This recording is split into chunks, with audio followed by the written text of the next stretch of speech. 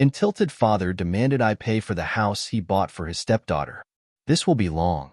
A few years ago I posted about how my father cheated on my mother and how I retaliated to him financially and socially.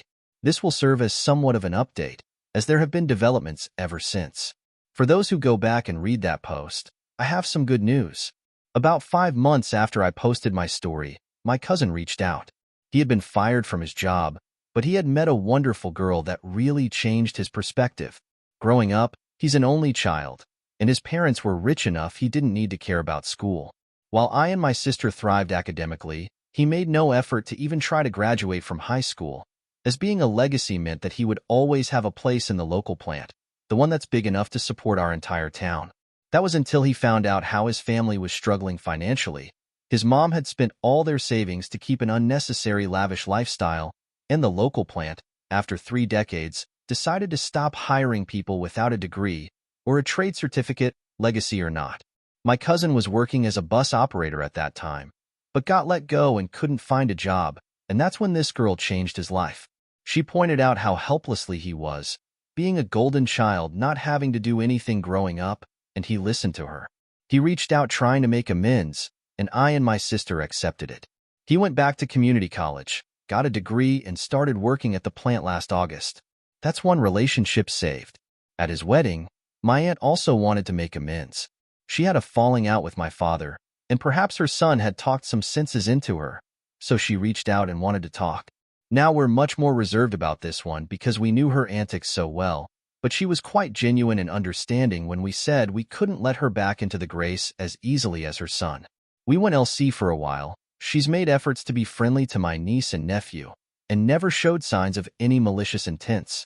We're very much still keeping her on a short leash, but I want to believe that people can change, and so far she has not given me any reason to think otherwise. That's 2. The third is my grandmother. She's 85 this April. Among the grandchildren, I'm the closest to her, so it pained me to have to go LC with her since our last interaction. She had also had a falling with my father because he was trying to get her to sign over her estate, maybe a story for another time, but she was having none of it, so they fought, and in the end he went AWOL. They did not see each other for a year, until he showed up at my cousin's wedding. At said wedding, my father made an effort of avoiding me and my sister, but approached my BIL to brag that he had bought a house that he and his mistress were living in. We did not think much of it at first because his pension is hefty. To those who read my previous post, even though it went down by 40%, it's still almost as much as double that of my aunt, so he can very much afford such a commodity. But then, after we were on talking terms, my aunt let it slip that he had to take a loan to pay for that, but his name is not in the deed. It's the oldest son of the mistress instead. At this point we figured that he's being scammed, but yeah, not our problem. Because of a series of incidents at my job, I was offered a much more secure and high-paying position. I will admit that this is truly an opportunity one thought I'd never have for at least another 3 years, but perhaps one can only have so much tragedies. With the raised salary, my mom's money from the divorce, and my sister help, I was able to put down a payment for a house for me and my mother, even though the housing market in my city was as crazy as ever. Even though I'm now eyeballs deep in debt, I'm proud of myself for having a house to my name. My father didn't contribute anything, and frankly I didn't want to take anything even if he had asked. Around late November of last year, my childhood friend, with whom my cousin and I are very close, died from a car accident. It was very sudden. My cousin called me at 2 in the night, and before I knew it, I was home for his funeral. Needless to say, I was in a bad mental place in the days leading up to and following his funeral, so I decided to move back home until after Lunar New Year, which is 2 weeks away, to take care of my grandmother, but I was also hoping a change of scenery would do me some good. My mother stayed to look after the kids. My sister's house is literally within walking distance from mine, so she'll be fine. 7 days after said funeral, my father showed up at my doorstep. I was very much still grieving, so I was in no mood to play games. I shut down any effort at pleasantries and just stared at him while he mumbles about traveling or some shit.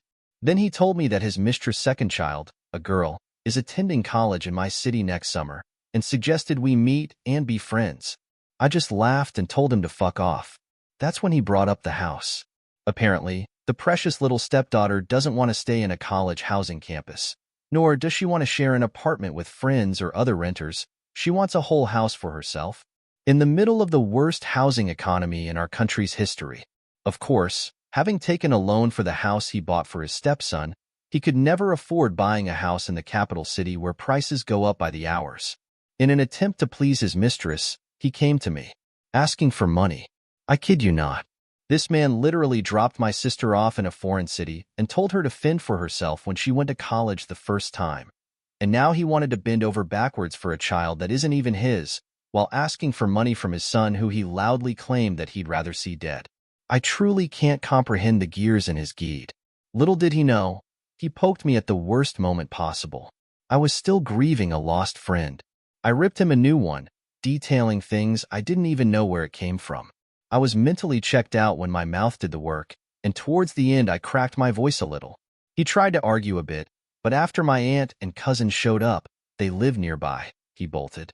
That was last month, and I haven't heard from him since. Not that I care anyway. Work is busy and I have Lunar New Year to prepare.